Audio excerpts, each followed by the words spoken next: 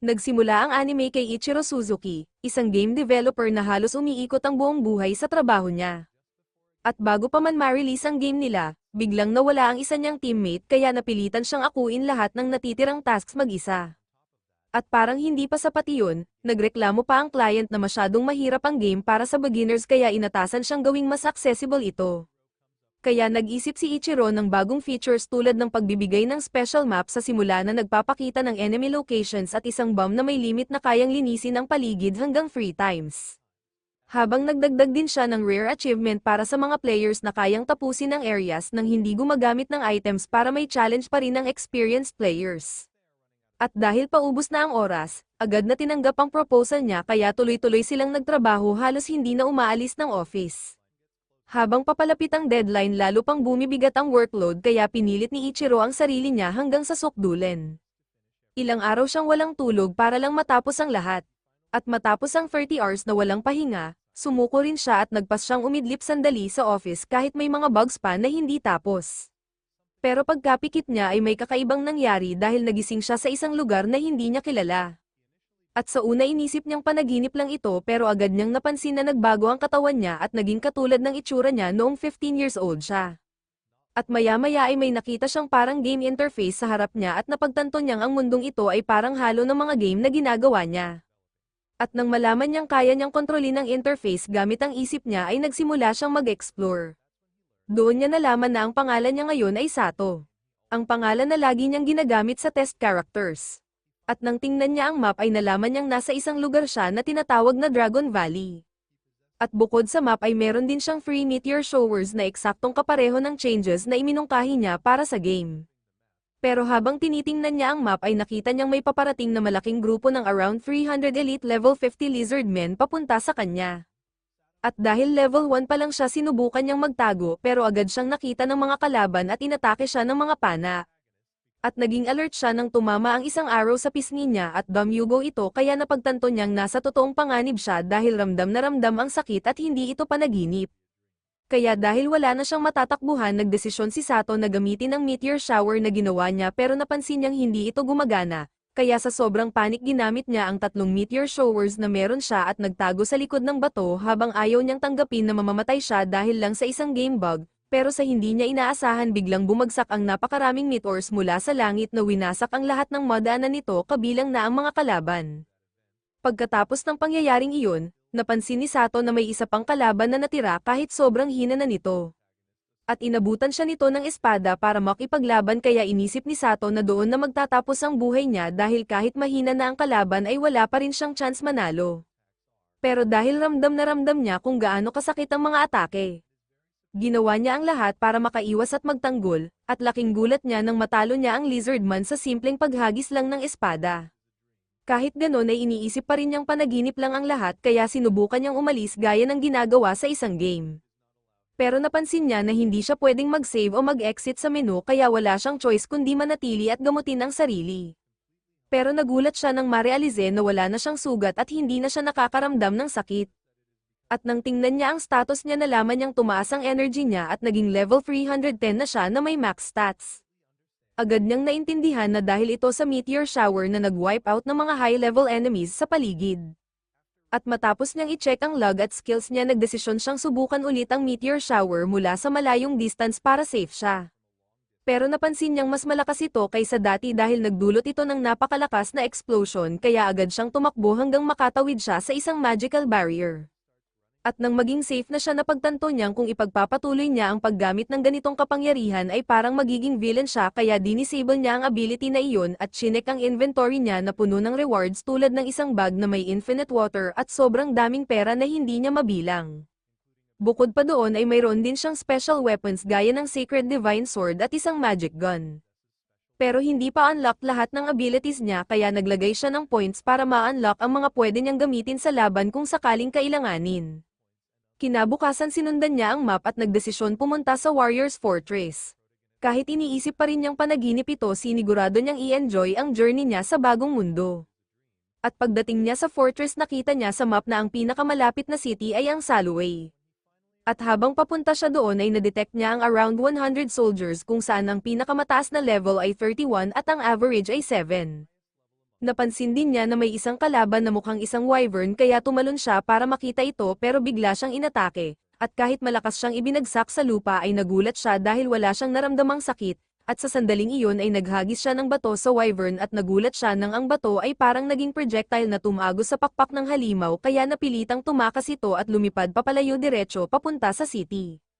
Nakaramdam ng responsibility si Sato dahil siya ang dahilan kung bakit napunta ang Wyvern sa city kaya nagdesisyon siyang sundan ito hanggang sa makasalubong niya ang grupo ng soldiers na nakita niya kanina. At agad niyang napansin na hindi niya naiintindihan ang sinasabi ng mga ito kaya binuksan niya ang game interface at inactivate ang Shay language hanggang max level. Habang ang mga sundalo ay pilit na dinepensahan ang sarili laban sa halimaw pero hindi tumatalab ang mga arrows nila sa matigas nitong balat. Hanggang sa isang grupo ng mages ang nakapagpabagsak dito gamit ang magic pero nagtangka pa rin itong tumakas kaya isang sundalo na nagngangalang Zina ang pumihil dito gamit ang magic ngunit dahil doon ay napalipad siya sa ere kaya mabilis na tumalon si Sato para saluhin siya. At matapos niya itong mailagay sa ligtas na lugar ay nagpasalamat si Zina at nagpakilalang isa siyang military mage at lingkod ni Count Silay. Pero bago pa sila makapag-usap ng maayos ay inatake ng mga kasamahan ni Zina si Sato at binalaan siyang lumayo rito. Nanatiling kalmado si Sato at nagpakilalang isa siyang traveling merchant pero agad nilang napansin na wala siyang dalang kahit anong paninda kaya hindi sila naniwala. Doon na-realize ni Sato na hindi normal sa mundong ito ang magdala ng items sa menu kaya sinabi niyang tumakas ang kabayo niya dahil natakot sa meteors. Pero sinagot ulit siya ng mga ito na kung totoong merchant siya ay dapat tumakas din siya palayo. Kaya wala siyang choice kundi ay open ang menu at i-max ang deception at persuasion skills niya. Pagkatapos ay gumawa siya ng kwento na ang tagapagligtas ng kanyang lolo ay nakalibing sa Warrior's Fortress at iyon ang dahilan kung bakit siya naroon. At hinabol niya ang kariton niya pero hindi niya ito naabutan kaya nawala rin ang lahat ng merchant papers niya. At dahil dito ay naniwala ang grupo kaya isinama siya papunta sa city sakay ng kariton. Habang nasa biyahe ay sinabi ni Zina na sila ay isang investigation squad na ipinadala para alamin kung may pagbabago matapos ang meteor shower. At habang nag-uusap sila ay nalaman ni Sato na may mga slaves sa mundong iyon at bumubuo ang mga ito ng 20% ng population ng Salway. At hindi lahat ng slaves ay tao dahil may elf at iba pang magical being sa city na kaya niyang makita gamit ang stats sa kanyang menu. Hanggang sa makarating sila sa city kung saan nagpaalam si Zina at sinabing bibisitahin siya ulit para pasalamatan ng maayos. Pagkatapos ay dinala siya ni Iona, isa sa mga kasama ni Zina, para kumuha ng bagong merchant papers kung saan pinahawak siya sa isang magic stone na nagpapakita ng kanyang status information. At buti na lang ay ang lumabas lang ay ang stats niya bago siya biglang nag-level up kaya para sa kanila ay level 1 lang siya. Nakuha niya ang papers kapalit ng 1 silver coin at ipinaliwanag sa kanya na ang tax para sa commoners ay 1 large copper coin, at binigyan din siya ng entry permit na valid sa loob ng 10 days at binalaan siya na kapag nahuli siya ng soldier na expired ang permit ay magbabayad siya ng fine na 1 silver coin. At kapag hindi siya makabayad ay gagawin siyang slave kaya kailangan niyang mag-ingat. At matapos makuha ang lahat ng kailangan ay naglakad si Sato sa loob ng city at namangha kung gaano kaayos at ka-detailed ang mundo na parang totoong game. Pero bigla siyang hinailan ng isang babae na nagngangalang Marta papunta sa isang inn at pinilit siyang pumasok habang sinasabing masarap ang pagkain at malinis ang kama doon. Kaya nagbayad si Sato para sa 10 days na stay at agad na umorder ng pagkain. Habang ang innkeeper naman ay inutusan si Marta na linisin ang kwarto ng mga duwag na merchants na umalis. At nang magtanong si Sato ay ipinaliwanag ni Marta na noong meteor shower ay sumisigaw ang mga iyon na ang Demon King daw ay makikipaglaban sa mga dragon sa Dragon Valley. Pero ayon sa kanya ay around 60 o 70 years ago pa ang huling Demon King at natalo na ito ng isang hero at wala nang balita na nabuhay muli. At kung sakaling umatake man ito ay pupunta raw ito sa city ng Lanto sa kabilang side ng bansa. Matapos makakuha ng impormasyon ay kumain na si Sato at pagkatapos ay dinala siya ni Marta sa market kung saan nakita niya ang mga half-beast people na hindi maganda ang trato ng mga tao. At may isang blonde na bully na itinulak sa lupa ang isang half-beast girl habang tinatawag itong maruming hayop at pinapalaya sa Eastern Town. Kaya umiyak ang bata at kalmadong pumagitna si Sato at ginamit ang persuasion skills niya para paalisin ang lalaki. Pagkatapos ay tinulungan niya ang mga babae na pulutin ang mga gamit nila at bumalik sa kanilang trabaho. At medyo nagulat si Marta dahil tinulungan niya ang mga half-beasts na kadalasang tinataboy. Dahil ayon sa kanya noon ay may mga hunters at farmers na pinatay ng mga ito kaya may galit ang mga tao. Pero iniwan na nila ang usapang iyon at naglibot pa sila sa market habang mas lalo pang gumaling si Sato sa speaking at bargaining skills.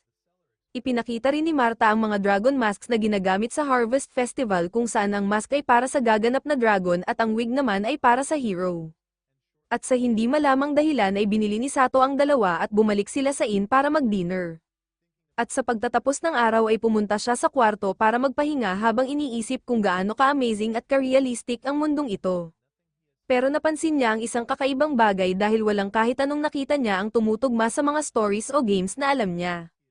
Hindi siya gumawa ng sariling language at nakatikim siya ng mga bagay na hindi pa niya nasusubukan dati kaya masyadong kakaiba para maging simpleng panaginip lang.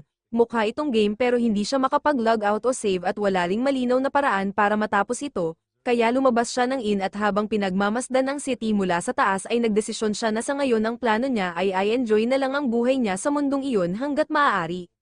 Para kay Sato, ang pag-uwi sa totoong mundo ay pangalawa na lang dahil ngayon ay may pagkakataon siyang gumawa ng kakaiba at matuto ng mga bagay na makakatulong sa paggawa ng games. At kinabukasan ay dumating si Zina na sinabing wala siya sa duty kaya gusto niyang ipasyal si Sato sa city. Naglibot silang dalawa at sinubukan ng local food na parang isang simpleng date kaya naisip ni Sato na tanungin kung paano siya gumagamit ng magic pero medyo magulo ang paliwanag na nakuha niya.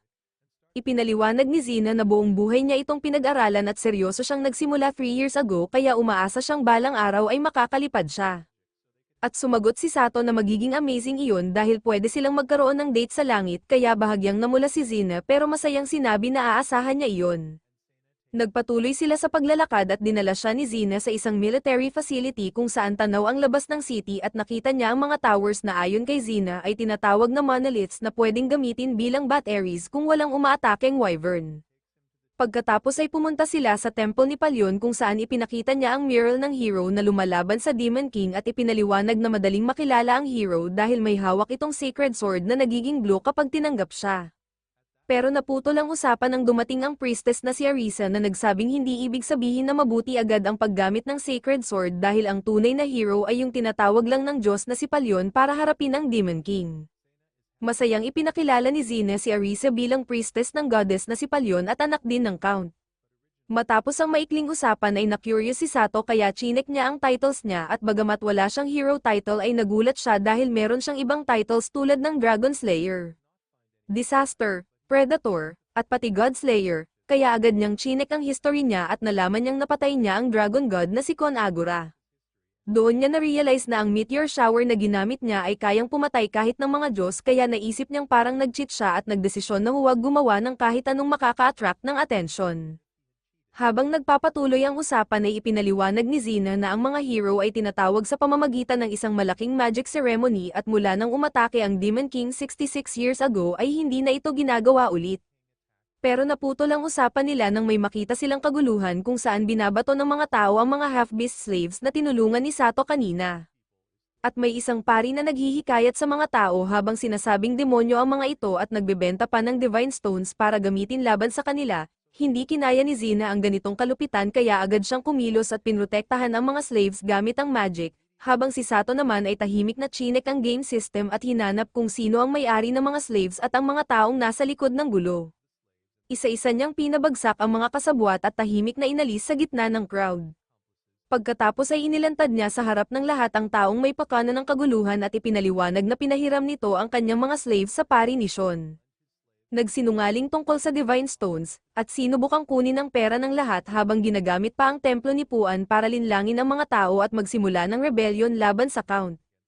Pero ang hindi inaasahan ng lahat ay biglang lumabas ang isang tunay na demon mula sa katawan ng taong iyon kaya nagtakbuhan ang mga tao sa takot. Agad na naghanda si Zina para lumaban habang sinubukan ni Sato na ilayo ang mga slaves pero tumanggi ang mga ito. Ipinaliwanag ng mas matanda na inutusan silang manatili sa lugar at kapag gumalaw sila ay hihigpit ang collars na suot nila at magdudulot ng sakit. Pero nang i-check ni Sato ang kanilang status ay nalaman niyang wala na silang owner dahil namatay na ito dahil sa demon. Ngunit bago pa niya sila mailayo ay bigla silang na-transport ng demon papunta sa isang dungeon kung saan pinaghiwa-hiwalay sila at na-trap sa isang maze. Nanatiling kalmado si Sato at nagpakilala sa mga babae na nagpakilala naman bilang isang cat, isang dog, at isang lizard dahil wala silang pangalan. Kaya sinabi ni Sato na medyo mahirap iyon at hiniling ng mas matanda na bigyan sila ng pangalan para mas madali. Kahit hindi siya magaling sa pagbibigay ng pangalan ay tinawag niya ang mas matanda na Lisa at ang dalawang mas bata ay pinangalanan niyang Pochi at Tama. Pagkatapos ay inalok niya sila ng tela at tubig para linisin at gamutin ang sugat nila pero nag-alangan ang mga ito at sinabi ni Lisa na hindi niya kailangang gumamit ng tubig at gamot sa kanila at hindi rin kailangang maging ganoon ka-polite. Kaya nang makita ni Sato na ayaw nilang pumayag ay sinabi niyang utos na iyon kaya napilitan silang sumunod. Matapos linisin ang sugat ay pinakain niya sila at pinag-aralan ang mapa ng maze na mas simple kaysa sa inaasahan niya. Dahil mahina sa laban si Lisa ay binigyan niya ito ng espada at nagsimula silang apat na maglakbay sa loob ng maze kung saan si Tama ang naka-assign na tumingin sa unahan dahil mas malinaw ang paningin nito bilang cat. Habang si Pochi naman ay gumagamit ng pang-amoy bilang dog para magbabala kung may kakaiba. At si Lisa ang nagbabantay sa likod. Hindi nagtagal ay natalo ni Sato ang unang monster gamit ang kanyang magic weapon kaya ginamit niya ang mga parte nito para gumawa ng spear para kay Lisa. At si Lisa naman ang nagkolekta ng core ng monster at ipinaliwanag na mabenta ito sa market. Pagkatapos ay binasag ni Sato ang kanilang mga kadena at hiniling kay Lisa na turuan sina Pochi at Tama kung paano mangolekta ng core sa susunod. Napansin din ni Sato na habang kasama nila siya ay hindi sila nakakakuha ng experience at hindi nagal level up kaya unti-unti niya silang pinasali sa laban para makatulong sa pagpatay ng monsters, at matapos talunin ng maraming kalaban ay umabot si Lisa sa level 6 habang sina Pochi at Tama ay naging level 5. Habang nagpapatuloy sila, nakakuha si Sato ng maraming bagong skills at achievements. At sa paglipas ng panahon ay natuto na rin ang mga babae na lumaban at makapatay ng monsters nang wala na ang tulong niya. Kaya mas lalong naging attached sila kay Sato at doon nagsimulang mag-alala ang protagonist kung ano ang mangyayari kapag nakalabas na sila ng maze. Isang araw napansin ni Tama ang isang kakaibang pader at napagtanto ni Sato na isa itong hidden door. At mula roon ay lumabas ang isang undead wolf-shaped beast na level 40 at agad silang inatake. Mabilis na nag-react si Sato at ginamit ang trap setting skill niya para mapahulog ang monster sa isang hukay kaya nakapagpatuloy sila hanggang sa makarating sa isang lugar na puno ng webs kung saan may mga taong nakakulong. Agad nilang pinalaya ang mga ito kabilang si Jin Belton na isang lalaki mula sa isang kilalang pamilya at nangako na kung may lalabas siya sa maze ay makakatanggap sila ng reward. Kasama rin nilang nailigtas ang isang merchant mula sa paus. At pati ang blonde na bully na nanakit kina Pochi at Tama dati na sinubukang kunin ang dagger ni Pochi para makalabas ngunit tumanggi ito at takot na sinabi na pag-aari iyon ng kanyang master. Nagalit ang lalaki at ininsulto siya kaya lumapit si Sato para ipagtanggol siya at sinabi na ayaw lang talaga niyang tulungan ito. Nagpatuloy ang grupo hanggang sa makita nila ang iba pang tao na inaatake ng mga monsters kaya agad inutusan ni Sato ang mga babae na gamitin ang torch para i-distract ang monsters at ilayo sila sa mga tao habang si Lisa naman ay tinuruan siyang atakihin ang course para sirain ang mga ito. Habang pinoprotektahan ng mga babae ang mga tao ay muling nakasalubong ni Sato si Zina na niyakap siya dahil sa relief. At lumapit ang priestess na si Arisa at sinabi na mukhang alam ni Sato ang weak point ng mga monsters kaya ipinaliwanag niya na natutunan niya ito kay Lisa na ang mga slimes ay may course at kapag tinusok ay nadidefeat sila. Muling nagtipon ang grupo at nang makita ng mga babae si Zina ay nagpasalamat sila sa pagprotekta nito kanina. Napansin muli ni Tama ang isang kakaibang pader at kinumpirma ni Sato na isa itong hidden door pero bago pa siya makagalaw ay may mga soldiers na nagsabing may nakita silang chest. Ngunit nang buksan nila ito ay biglang lumabas ang demon na siyang nag-trap sa kanila kaya naghanda ang lahat para lumaban. Pero ginamit ng demon ng illusion magic para mag-away ang mga tao sa isa't isa. Kaya napansin ni Sato at ng grupo na kahit ang mid-level magic ay hindi tumatama sa demon dahil gumagamit ito ng protective magic kahit level 36 lang ito. Bago pa siya makakilos ay bigla siyang inatake ng wolf na lumabas mula sa hidden door kaya mabilis na gumawa si Sato ng trap at pareho silang nahulog sa hukay. At dahil sila lang ang nasa isolated na lugar ay hindi na nag-atubiling gumamit si Sato ng sacred sword laban sa halimaw. Napatay agad ni Sato ang wolf, pero natuklasan niya na ang paggamit ng sacred sword ay nagdudulot din ng damage sa kanya kaya itinabi niya ito. Pagkatapos talunin ng wolf ay bumalik siya sa iba pero sa pagkakataong ito ay suot na niya ang dragon mask at wig na binili niya dati. At dahil dito ay kaya na niyang gamitin ang buong lakas niya nang walang pag-aalala kaya nagsimula siyang umatake sa demon sa pamamagitan ng paghahagis ng bato at sobrang lakas niya na ang mga bato ay parang projectile na tumatama ng malakas kaya sa maikling panahon ay natalo niya ang demon. Pero bago ito mamatay ay tinawag nito ang master niya na kabilang sa inner circle ng Demon King na isang level 62 demon. At kinain nito ang demon na tumawag sa kanya at hinamon ang lahat na lumaban. At mabilis nitong itinaboy ang lahat kaya si Sato na lang ang natira na haharap sa kanya. At kahit ilang atake ang ginawa ng demon ay humanga ito sa tibay ni Sato. Ginamit ni Sato ang Sacred Sword pero hindi ito gumana dahil hindi siya kinikilala bilang hero kaya gumamit siya ng staff para mag-magic attack at nagulat siya ng isang shot lang ay napatay niya ang demon. At kahit iniisip ng lahat na napaka-advanced ng magic niya ay basic magic lang ang ginamit niya. Nagpatuloy si Sato sa pag-atake at sa huli ay ginamit niya ulit ang Sacred Sword at kahit wala siyang hero title ay ang God Slayer title ang nagbigay sa kanya ng kakayahang talunin ng superior demon. Nakalabas silang lahat sa maze ng ligtas at muling nakasama ni Sato sina Lisa at ang mga babae. Matapos ang magulong karanasan ay nakakuha siya ng maraming titles at nakuha rin niya ang matagal na niyang inaasam na hero title. At dahil ayaw siyang iwan ni Lisa at ng mga babae ay inayos ng merchant na tinulungan nila ang paperwork para mapunta sila kay Sato. Sinabi rin nito na may iba pang mga slaves na naibenta at dito nila nakilala sina Lulu at Arisa na ikinagulat ni Sato dahil binigkas ni Arisa ang pangalan niya sa paraang Japanese. Kaya agad siyang nagduda at kinumpirma ang hinala niya sa pamamagitan ng pagbubulong ng Japanese at tulad ng inaasahan niya ay naintindihan ito ni Arisa. Kaya sa huli ay gumawa siya ng contract para sa kanilang dalawa na mabuti namang nakasundo ng mga babae. At pinili ni Sato na huwag muna magtanong tungkol sa Japanese kay Arisa at dinala niya silang lahat sa dinner kung saan masaya silang kumain dahil ngayon lang sila nakatikim ng maayos na pagkain. Ngunit napansin ni Sato na sira-sira ang mga suot nila kaya iniwan niya muna sila para mamili ng damit, at habang bumibili siya ay binigyan niya rin ng snack si Lisa. Pero sa daan ay nakakita siya ng mga beast children sa isang alley kaya ibinigay niya ang pagkain sa kanila bago bumalik sa mga babae na tuwang-tuwa sa bagong damit, at sa huli ay bumalik si Sato sa inn at tinanong ang innkeeper kung may bakante para sa mga babae. Sinabi ng innkeeper na sa kasamaang palad ay puno na ang lahat ng rooms.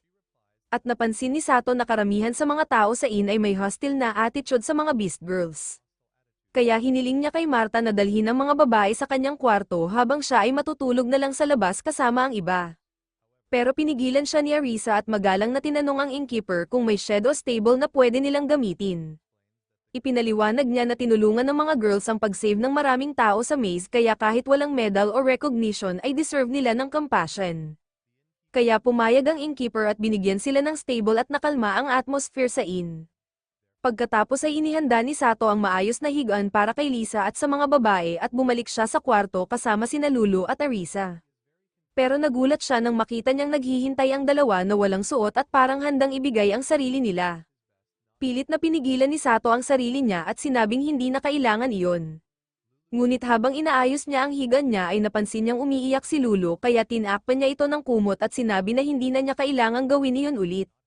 Natulog silang tatlo pero nagising si Sato sa kalagitnaan ng gabi nang halikan siya ni Arisa nang hindi niya lubos na naiintindihan. Nakaramdam siya ng attraction pero napansin niyang may mali kaya gamit ang matinding willpower ay nilapitan niya si Arisa at sinabi na bawal siyang gumamit ng magic o skills. At agad niyang pinahinto ito at inutusan na itigil ang anumang magic na ginagamit niya.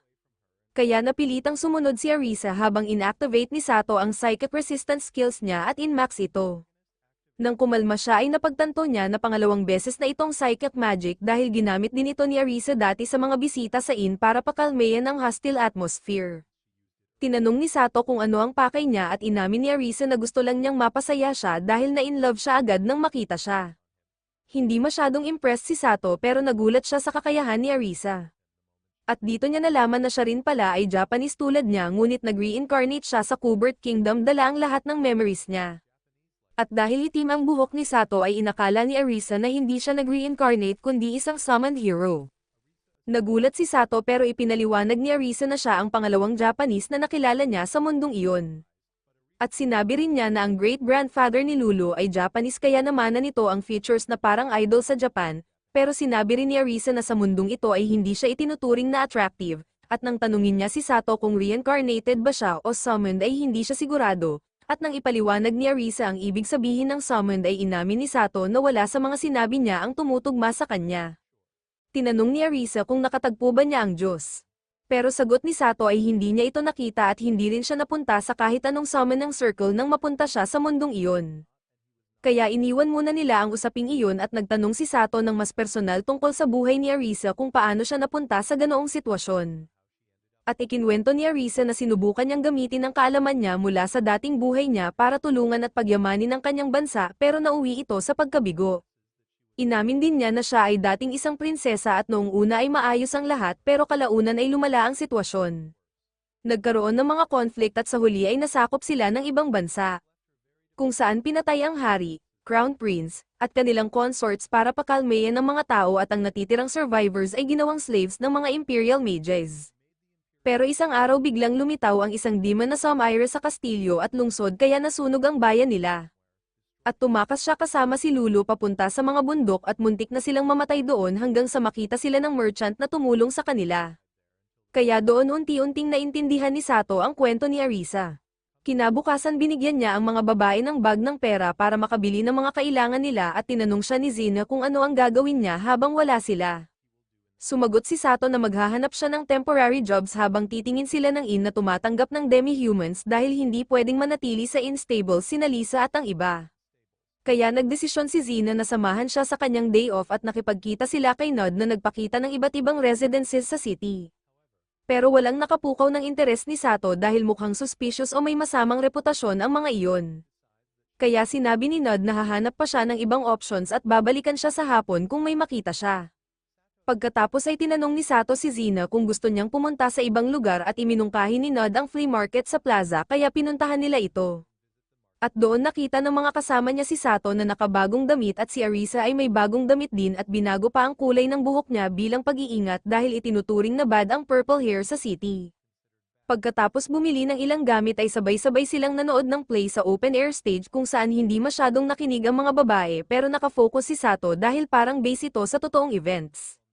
Tungkol ito sa strategy ni Mark kung saan ang protagonist na si Senador ay isang commoner mage na nagkaroon ng romance kay Princess Liliana ngunit pinatay ni Mark na fiancé ng prinsesa ang buong pamilya ni Senador, at kalaunan ay pinatay si Senador ng isa sa mga maids ng prinsesa, sa huli ay nagpakamatay ang prinsesa kaya naging bitter ang ending, pero bumalik si Senador bilang undead at nilipol ang buong court ng Mark, at bago niya mapatay si Mark ay biglang pinatay si Senador ng isang paladin.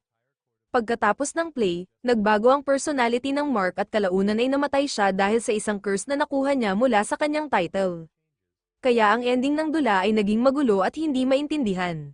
Pero maya-maya ay may matandang babae na lumapit kay Sato at sinabi na dati ay iba ang script. Ipinaliwanag niya na sa original na kwento, pinatay ng paladin si Senador pagkatapos nitong makapaghiganti sa Mark. Pero nagreklamo ang mga nobles kaya bigla nilang binago ang ending at naging nakakalito ito. Sa orihinal na istorya si Princess Liliana ay isang commoner lamang at kinidnap lang siya ng Mark. Pero kahit ganoon ay bumalik si Sato sa mga babae at masayang nagkwento si Arisa tungkol sa play at mukhang nagustuhan niya ito. Inamin ni Zina na naiyak siya nang magpakamatay ang prinsesa matapos mamatay si Senador. Pero sumagot si Arisa na dapat ginamit ng prinsesa ang espada para maghiganti dahil wala namang silbi ang pagpakamatay at kasalanan lahat ng Mark. Kaya sumagot si Zina na ang tunay na dahilan ay ang paglabag ng prinsesa sa arranged marriage agreement ng dalawang pamilya. Kaya doon nagsimula ang trahedya, tinanong ni Arisa kung mas gugustuhin ba niyang magpakasal sa kahit sino na pipiliin ng pamilya niya kaysa kay Sato. At nagulat si Zina sa tanong at nilinaw niyang wala siyang engagement. Pero sinabi ni Arisa na sumali siya sa army para iwasan ang arranged marriage dahil may 5 years service ito. At binalaan niya na dapat handa siyang isakripisyo ang lahat para sa taong mahal niya dahil kung hindi ay hindi iyon tunay na love. At kahit hindi pa sigurado si Zina sa desisyon niya tungkol sa pamilya. Sinabi ni Arisa na kung lagi lang siyang susunod bilang mabait na babae ay may ibang kukuha sa taong gusto niya.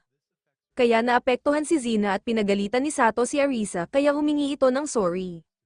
At dahil sa away ay umiyak ang mga babae kaya nagdesisyon si Sato na bilhan sila ng pagkain para gamaan ang loob. Pagkatapos ay naiwan silang dalawa ni Zina at naglakad sa city hanggang sa bigla nilang makita ang mga kasamahan ni Zina na sugatan.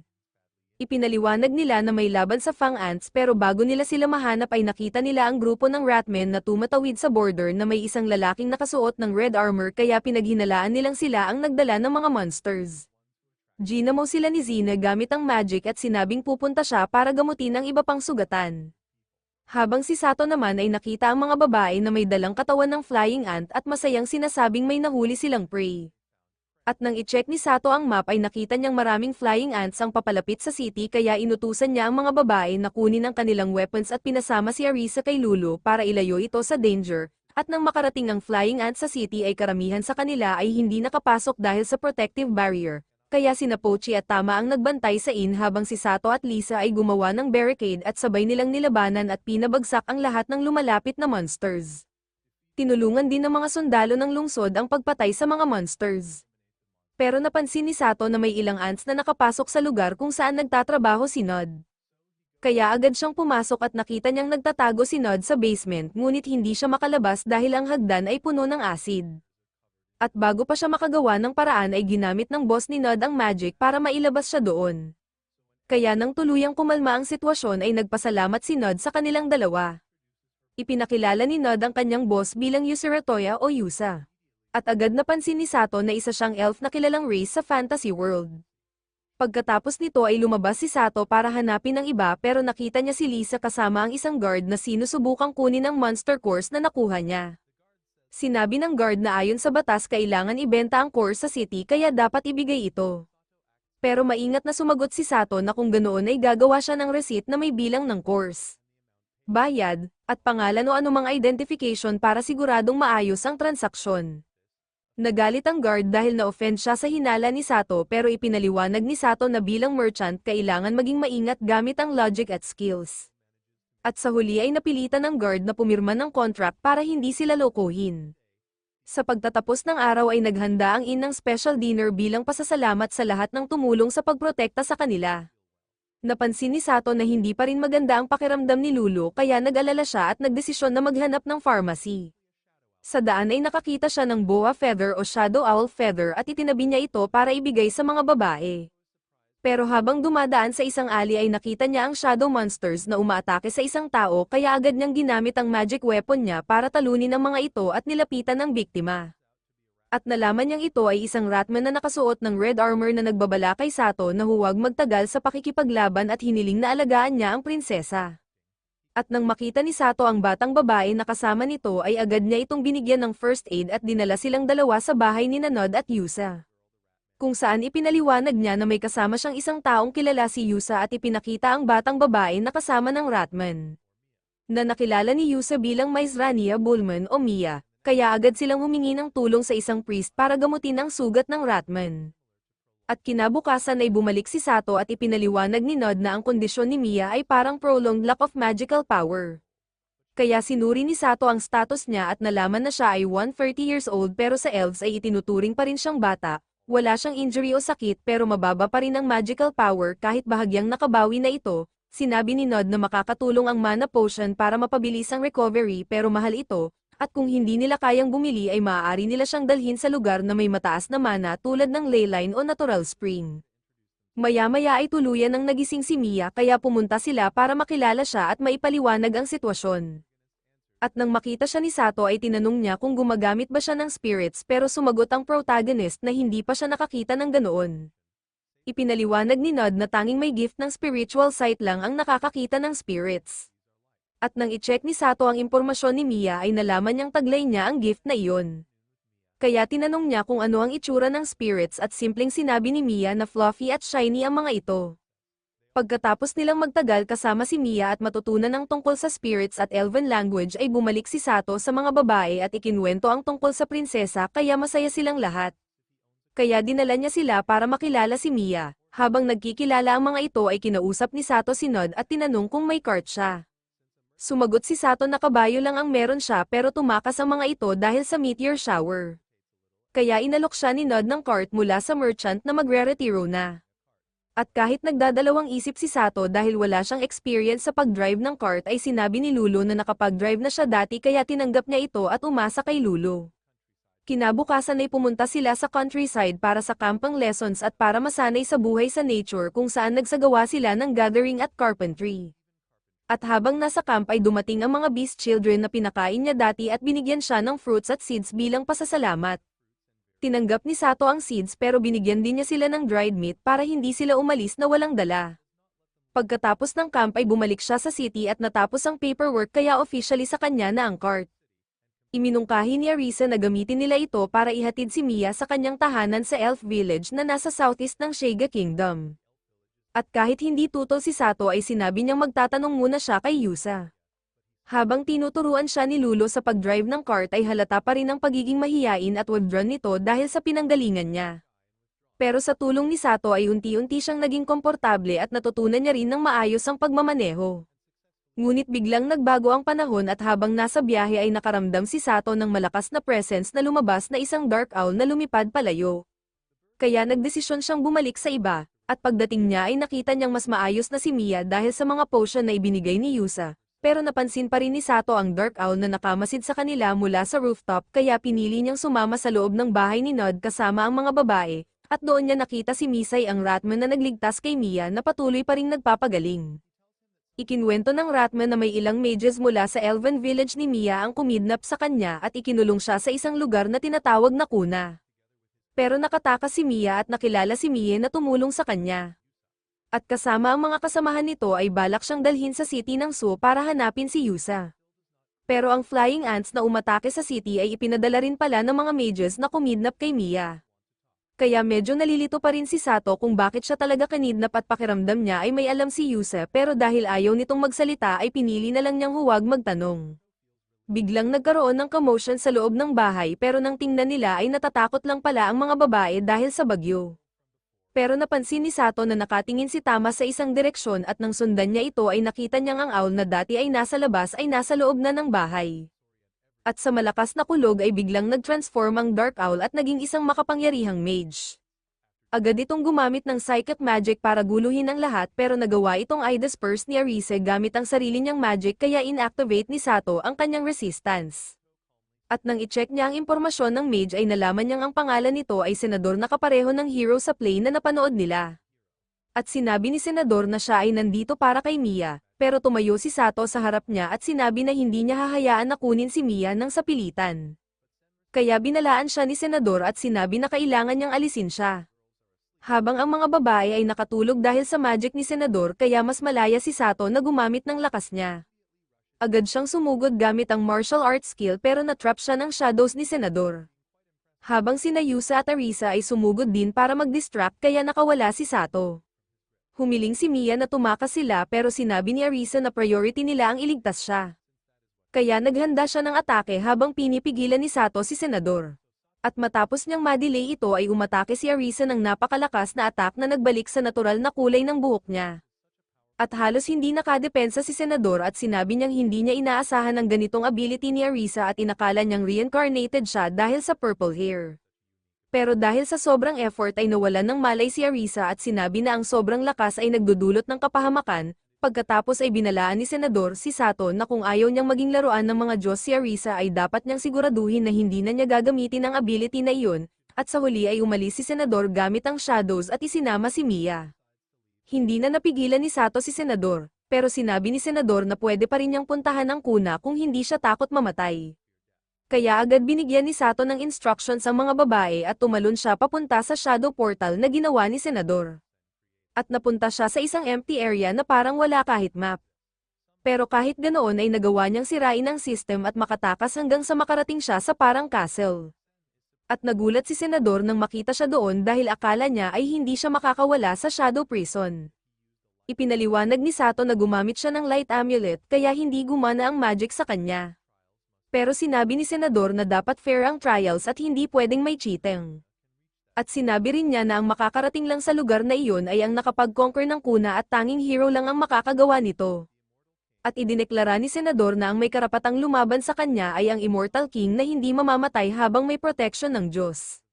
Sinubukan ni Sato na tumakbo papunta kay Mia pero itinapon siya ni senador palabas ng main hall kaya napunta siya sa labas ng kuna na lumabas na isang napakalaking puno. At walang sayang oras ay nilabanan niya ang lahat ng monsters sa daan hanggang sa makarating siya sa entrance na may sulat sa Elven. At gamit ang skill ay nabasa niya na ang kuna ay isang Elven Training Institute kaya ang life support ay para lang sa elves at walang restriction sa training area basta may sariling diskarte. Kaya sumunod si Sato sa rules para hindi siya mapatalsik. At habang umuusad siya ay natalo niya ang maraming enemies at nalaman niyang may around 200 floors ang lugar na iyon. At mas parang game ang kuna kumpara sa Zoo Labyrinth dahil habang tumataas ang floor ay mas lumalakas ang kalaban. Hanggang sa makarating siya sa isang floor kung saan may natutulog na Dryad na nagising na iritado dahil sa kakulangan ng magical power. Pero nang makita si Sato ay bigla siyang naging interesado at hiniling na maging kanya siya. Pero mahinahon siyang tumanggi at biglang kinuha ng Dryad ang magical power niya sa pamamagitan ng halik kaya nabusog ito at ipinakita sa kanya ang hidden corridor papunta sa room ni Toasia Bolen. At pagpasok niya ay nakita ni Sato na laboratory ito at nalaman niyang si Tracy ang gumawa ng kuna. At sa diary nito ay nakasaad na ginawa ang kuna para turuan ng elves ng will to survive kapag nasa danger.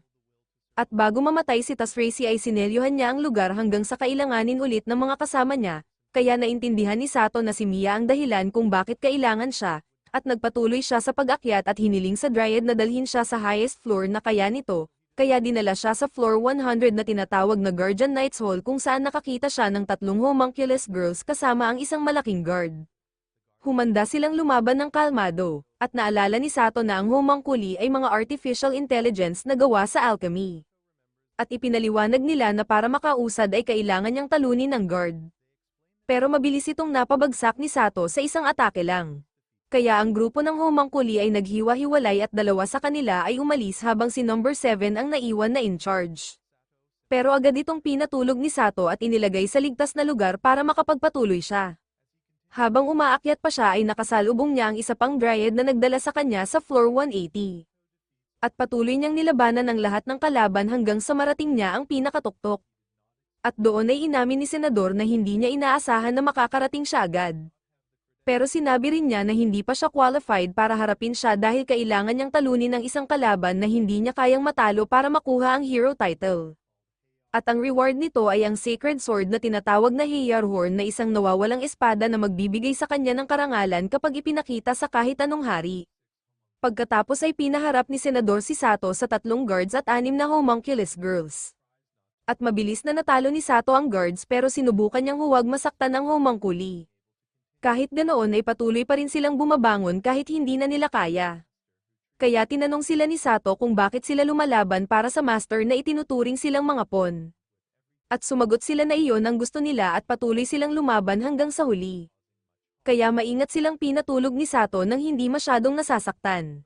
At pagkatapos matalo ang huli ay hiniling pa nito na tuparin niya ang kagustuhan ng master nila. Pagbalik niya kay Senador ay pinuri nito ang performance niya at ibinigay sa kanya ang Sacred Sword bilang reward. Tinanggap ni Sato ang espada kasama ang hero title at tinanong siya kung ano talaga ang gusto niya. At sumagot si Senador na ang gusto lang niya ay makahanap ng hero na papatay sa kanya. Ipinaliwanag niya na ang dati niyang buhay ay natapos dahil sa isang hindi makatarungang kalupitan at muling isinilang siya ng Diyos bilang sanggol. At sa bagong buhay niya ay may maayos siyang mga magulang at mabuting kasama kaya sa una ay akala niya magiging maayos na ang lahat. Pero nagkamali siya dahil isang noble na na-in-love sa asawa niya ang nagkulong sa kanya at pinatay siya sa maling paratang. At ipinakita sa kanya ng Diyos ang vision ng mga ulo ng pamilya niya na nakakalat sa kastilyo at ang katawan ng asawa niya na parang basag na manika. Kaya ginamit ni Senador ang natitirang lakas para gawing undead ang labi ng pamilya niya at mga namatay doon para maghiganti. At matapos ang paghihiganti ay hinanap niya ang paraan para tapusin ang sarili at makasama ang asawa niya pero dahil sa blessing ng Diyos ay hindi siya mamatay at naging immortal king of the night, kaya hiniling niya kay Sato na patayin siya bago siya maging demon king sa espiritu, at naintindihan ni Sato ang kanyang masakit na kwento kaya walang pag-aalinlangan niyang itinaas ang Sacred Sword na ngayon ay kumikinang na asol. Nang matalo ni Sato si Senador, nagpasalamat si Senador sa pagtupad ng hiling niya at tuluyang iniwan ang buhay niya para makasama muli ang asawa niya. At nakuha ni Sato ang title na Immortal Slayer kasama ang natitirang gamit ni Senador na isang wedding ring. Pero biglang nagsimula ang self-destruct sequence ng kuna kaya agad tumakbo si Sato para iligtas si Mia. Gamit ang emergency system ng kuna ay napalabas niya si Mia kasama ang 6 na homunculi na dati niyang nakalaban pero siya lang ang naiwan sa loob. Kaya agad siyang bumalik sa kwarto kung nasaan si homunculus number 7 at sinubukan din siyang iligtas. Habang buhat niya ito ay tumakbo siya papunta sa floor ng Dryad. At sinabi ng Dryad na gamit ang magic at seeds ay kaya niyang dalhin sila sa hollow tree sa labas ng kuna. Kaya naalala ni Sato ang seeds na ibinigay ng Beast Children sa kanya at ibinigay niya ang mga ito para mapunan ang kailangan na magical power. Kaya nagawa silang mailabas ng Dryad mula sa lugar. At tumakbo si Sato palayo bago sila abutin ng gumuguho na kuna gamit ang lahat ng skills niya at nakalabas silang ligtas kasama si number 7. At pagkatapos ng ilang sandali ay muling nakasama ni Sato ang mga babae na umiiyak dahil sa sobrang pag-aalala. Nagpasalamat si Mia sa lahat ng ginawa niya at nakuha ni Sato ang title na Friend of the Elves. Habang ang Homunculus Girls ay nagpasalamat din dahil hindi niya sila pinatay at iniligtas sila. Sinabi ni Sato na natupad niya ang hiling ni Senador at ibinigay ang wedding ring nito sa kanila kaya lumuhad ang mga homunculi at nangakong susundin siya bilang bagong master. Pero bago sila manatili sa kanya ay kailangan muna nilang dalhin ang ring sa puntod ng asawa ni Senador. At si number 7 lang ang nanatili sa kanya kaya binigyan siya ni Sato ng pangalang Nana. Pagkatapos ay bumalik silang lahat sa city at sinabi ni Mia kay Yusa na uuwi na siya dahil si Sato ang maghahatid sa kanya. Nang makarating sila sa city ay muling nakilala ni Sato si Zina na nag-aalala sa kanya. At inamin ni Zina na gusto niyang puntahan siya agad pero napagtanto niyang parang bata lang ang reaksyon niya. Humingi ng paumanhin si Sato sa pag-aalala niya at ibinigay sa kanya ang earrings na nakita nila sa plaza noong nanood sila ng play kaya masaya si Zina. Pagkatapos ay sinabi ni Sato na tinanggap niya ang trabaho na ihatid si Mia sa Elf Village kaya kinabahan si Zina sa pag-aakalang hindi na siya babalik pero pinakalma siya ni Sato at sinabing babalik siya at may dalang souvenirs. Nagkasundo silang magkikita ulit at bumalik si Sato sa mga babae na handa na ang gamit. Nagpaalam ang lahat sa isa't isa kahit wala si Zina sa farewell, at pagkatapos nito ay umalis ang grupo papunta sa Elf Village. Gayunpaman, kaagad pagkatapos umalis ng lungsod ay sinundan ni Sa ang kanilang kalisya habang nakasakay sa kabayo at pinahinto sila. At nag-usap sila ng pribado ni Sato kung saan inamin ni Sa na hindi niya kayang tumulad sa prinsesa sa play na iniwan ng pamilya para sa taong mahal niya kaya hindi niya hihilingin na isama siya. Pero sinabi rin niya na sa spring ay magiging adult na ang kapatid niya at magiging head ng family. At pagkatapos niyang makausap ito ay pumayag na rin ang kapatid niya na gawin niya ang gusto niya kaya sa pagdating ng spring ay sasama siya kay Sato. At pagkatapos ng pamamaalam na iyon ay muling umalis ang grupo habang hindi maalis sa isip ni Sato si Sa. At habang naglalakbay sila ay huminto muna para kumain at naghanda si Lisa ng snacks para sa biyahe. At sinabi ni Arisa na ilalagay niya ang snack sa item box na parang video game inventory na gumagamit ng magic para mag-store at maglabas ng gamit kaya hindi ito palaging ginagamit pero sobrang useful. Kaya nagdesisyon si Sato na matutunan din iyon at inihambing ito sa sarili niyang inventory habang naobserbahang iba ito. At pinayuhan niya ang mga babae na tapusin ang mga gawain bago sila umalis. At naghanda si Sato ng cushions para mas komportable ang biyahe at gumawa pa siya ng stuffed toys para sa kanila. At nagpatuloy sila sa mahabang paglalakbay hanggang sa muli silang huminto at sinigurado ni Sato na makapagpahinga ang mga kabayo at makapag-enjoy ang mga babae. At bilang laro ay pinahanap niya sila ng mga bato sa paligid kaya masiglang nagtakbuhan sina Pochi. Tama, at Arisa para mag-explore, habang si Sato ay mas naglaan ng oras kay Mia at sa iba. Pero biglang tinawag siya ni Arisa at ipinakita ang isang stone story na nakita niya kaya hinala niya na may kalapit na templo. At biglang nakaramdam si Sato ng pamilyar na pakiramdam at may narinig siyang boses ng babae na tinatawag ang tunay niyang pangalan at sinasabing huwag niyang kalimutan na palagi silang magkasama. At isa pang boses ang nagsabi na kahit sa anong mundo o panahon ay mananatili siyang Ichiro. Kaya naalala ni Sato ang sarili niya bilang bata sa isang templo at ang tanong niya tungkol sa reincarnation. At ang sagot na hindi sapat ang mag-reincarnate mag-isa at kailangan ng divine intervention para magkasama. At naalala niya rin ang Kagura dance na ginagawa para sa Diyos na umibig sa tao, pero bago pa niya lubos na maunawaan ay ginaisang siya ni Arisa at sinabing huwag matulog sa ganitong lugar, at matapos pag-isipan ito ay sinabi ni Sato na mukhang sirang travel gate o portal ito na ginagamit sa transportation, at nagulat si Arisa at tinanong kung kaya ba niyang ayusin pero sinabi ni Sato na imposible ito kaya bumalik na lang siya sa mga kasama niya. Pagkatapos ng isang abalang araw ng pangangaso, nakaramdam ng gutom ang grupo kaya naglabas si Arisa ng pagkain na nakastore sa item box niya. Pero nagreklamo siya na hindi nito napapanatiling mainit ang pagkain. Kaya nagpatuloy ang kanilang paglalakbay at sa loob ng ilang araw ay ginugol ni Sato ang oras niya sa pag-aaral ng magic mula sa isang libro na nakuha niya matapos talunin si Senador. At habang nag-aaral siya ng spell formulas ay naputol ang focus niya nang makita sa mapa na may paparating na kalisya ng Ratman Men kaya agad niyang pinahinto ang kanilang kalisya para tingnan ito at sobrang natuwa si Mia nang makita ulit sila dahil sila pala ay mga kaibigan ni Miz at tumulong bilang distraction para makatakas siya mula sa kuna. At pagkatapos ng emosyonal na pagkikita ay nagpatuloy ang Ratman sa kanilang misyon at nangako na magkikita ulit sila. Kaya nagdesisyon ng grupo na mag-camp muna at manghuli ng pagkain. At tinulungan ni Mia si Sato sa bagong spells na ginawa niya na naging matagumpay. At kahit tulog na ang iba ay patuloy pa rin si Sato sa pag-aaral ng magic para gumawa pa ng mga spells. At sinubukan din niyang ikumpara ang inventory niya sa item box ni Arisa at nalaman niyang mas inferior ang item box dahil nagbabago ang kondisyon ng laman nito habang ang inventory ni Sato ay nananatili sa parehong state na inilagay. At kinabukasan ay nagpatuloy sila sa paglalakbay hanggang sa muling makasalubong nila ang Ratman at sabay silang bumisita sa isang puntod na ginawa nila bilang parangal sa mga namatay habang pinoprotektahan si Mia. At lumapit si Mia sa puntod at nagpasalamat sa lahat ng tumulong sa kanya at nagsagawa ng sacred ritual para makapagpahinga ang mga yumao. At pagkatapos ay binigyan ni Miss si Sato ng isang bell na gawa ng elves bilang tanda ng tiwala ni Mia sa kanya at pagkilala na karapat-dapat siya rito. At nagpaalam ang Ratman sa grupo, at nagpatuloy ang grupo sa paglalakbay hanggang sa makarating sa susunod na lungsod kung saan aksidenteng nakita nila ang opisyal na minsang nagtangkang kunin ang monster course ni Lise sa zoo na umalis matapos umatake sa ilang tao. Kaya lumapit si Sato at nag-alok ng potion para gamutin ang sugat ng mga sibilyan na una ay nag-alinlangan dahil mahal ito pero pinilit niya hanggang sa ginamit nila ito at agad gumaling. At nakaramdam ng ginhawa si Sato dahil kaya palang magpagaling ng potion kahit fractures at bumalik siya sa grupo matapos magpasalamat ang mga tao, at sinabi ni Arisa na sobrang generous niya pero kailangan niyang mag-ipon ng potion para sa mga emergency, kaya sumang-ayon si Sato at nagdesisyon na mag-aaral siya ng alchemy para makagawa ng sarili niyang potion, at hindi nagtagal ay nakuha niya ang formulation skill at agad nagsimulang magpraktis ng alchemy at transmutation. Matapos matutunan ni Sato ang kailangan niya, nakagawa siya ng kanyang unang potion na lumabas na high quality. Pero natuklasan niya na kapag hindi ito nailagay sa espesyal na bote ay mabilis itong masisira dahil ang mga bote na iyon ay may magic circles na gawa sa espesyal na tinta. At nang mapansin niyang nauubusan na siya ng materials ay nagdesisyon siyang bumili pa. Kaya kinabukasan ay pumunta sila sa pinakamalapit na lungsod na tinatawag na City of No.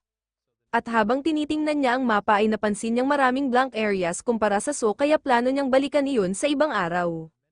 Pero ngayon ay pumunta muna siya sa isang alchemy shop na pagmamay-ari ni Len Maris. At humingi siya ng lahat ng kailangan niya pero nang itanong niya ang tungkol sa special bottles ay sinabi ni Len Maris na wala na siyang stock dahil binili ito ng huling customer bago siya dumating gamit ang requisition order na may seal ng Viceroy of Sidem kaya wala siyang nagawa. Pero sinabi rin niya na kung kailangan niya agad ay pumunta na lang siya sa Potter at bumili direkta. Kaya matapos makuha ang impormasyon ay iniwan muna ito ni Sato at nag-equip na lang siya ng ilang spells na binili niya ng palihim. At pagsapit ng gabi ay pumunta siya sa blank area na nakita niya sa mapa at tumawid sa magical barrier sa kagubatan. At nang makapasok siya ay nag-unlock ang bahaging iyon ng mapa at nalaman niyang ang lugar ay tinatawag na Forest of Illusions kahit mukhang normal na kagubatan lang ito sa kanya. At napansin din niya na may mga taong papalapit kaya inakala niyang alam na ng witch na tumawid siya sa barrier. At agad siyang inatake ng mga magical soldiers at apprentice ng witch pero madali niya itong naiwasan ng hindi kinakabahan. Kaya nataranta ang apprentice pero sinabi lang ni Sato na tumigil na sila dahil delikado. At biglang dumating ang isang malaking ibon na may sakay na witch ng Forest of Illusions na lumuhad sa harap niya at ipinakilala ang sarili bilang tagapangalaga ng mana source ng forest. At agad niyang napansin na magalang ang witch sa kanya dahil dala niya ang bell na ibinigay ni Mia. Kaya humingi ng paumanhin ang witch sa ugali ng kanyang apprentice dahil akala niya ay emissary siya ni Bolen. Pero nilinaw ni Sato na hindi siya emissary kundi nag-aalaga lang ng elf mula sa Bolen clan.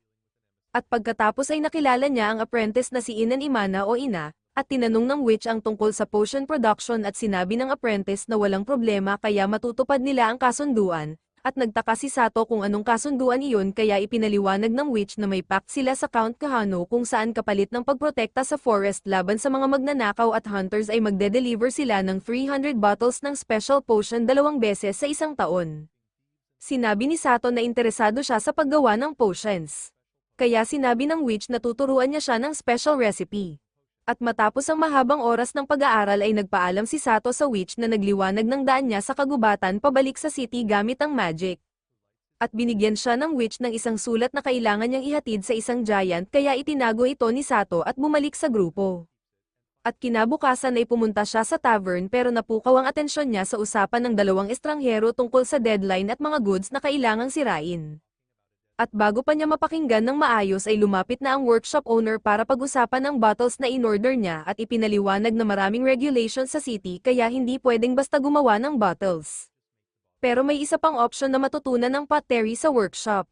Pero biglang naputol ang atensyon niya dahil narinig niya ulit ang usapan ng dalawang tao kung saan sinabi ng isa na pag naging viceroy siya ay gagawin niyang assistant ng kabilang grupo bilang gantimpala sa katapatan nila.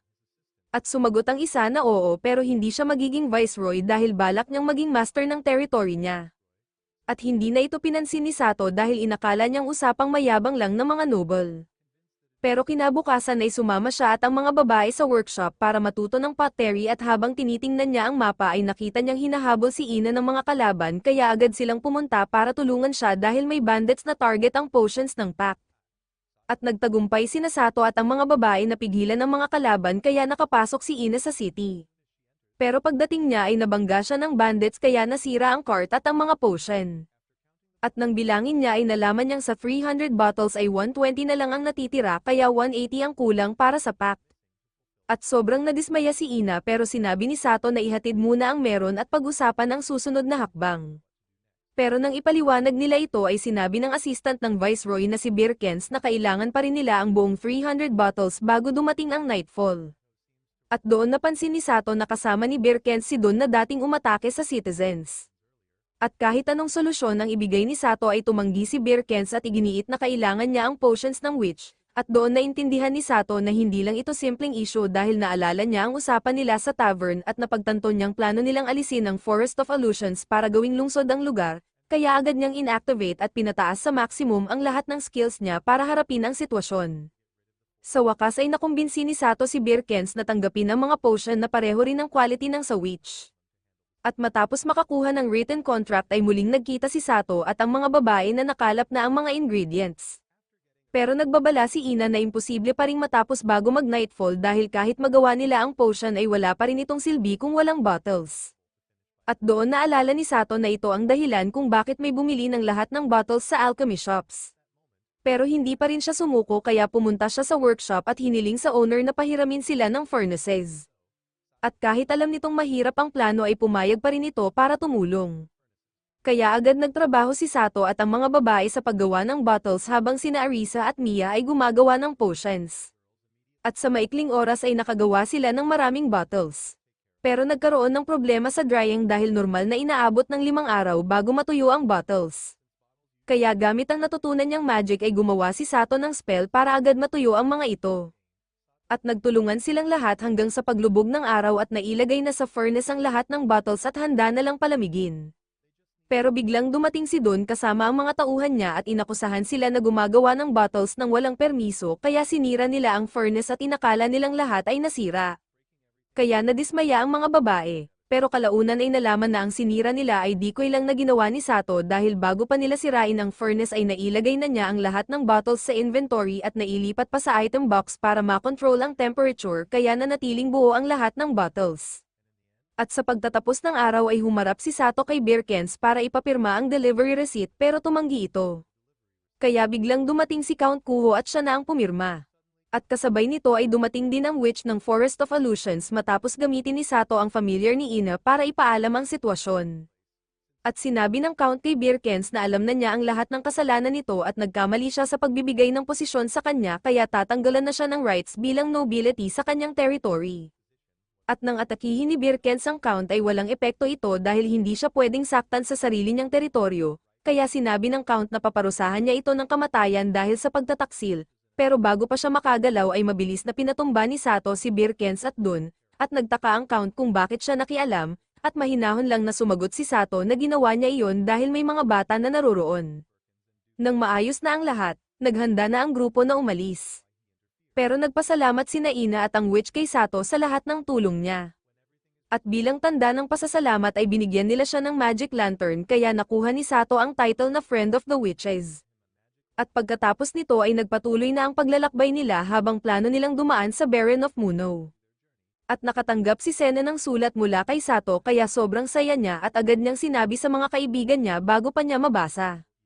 At sa sulat ay sinabi ni Sato na nakatawid na sila sa Kahano County sa west ng Sioux at mas mahirap kaysa inaasahan ng unang bahagi ng kanilang journey pero nasanay na sila sa pagtulog sa labas at nag-e-enjoy pa rin sila kaya sinasabi niyang tinatamasa niya ang bagong mundo ng lubos. At isang gabi ay binasa ni Sato sa mga babae ang libro na kwento ng 7 deities na bumaba mula sa langit at kalaunan ay naging 9 na deities. Kung saan ang ika-8 Diyos ay Dragon God na nauna pa sa iba pero natutulog lang. At ang ika-9 ay Demon God na galing sa ibang mundo at dahil makasarili ay gumawa siya ng demons na sumasamba sa kanya kaya inapi nito ang ibang lahi, kaya humingi ng tulong ang mga tao sa Young Goddess para bigyan sila ng kapangyarihan laban dito, at kinausap ng Young Goddess ang Dragon God na nagturo sa kanya ng spell para mag-summon ng heroes na tinatawag na Magic of Hope, at natuwa ang mga babae sa kwento kaya isinara ni Sato ang libro habang alam niyang mahaba pa ang kanilang paglalakbay.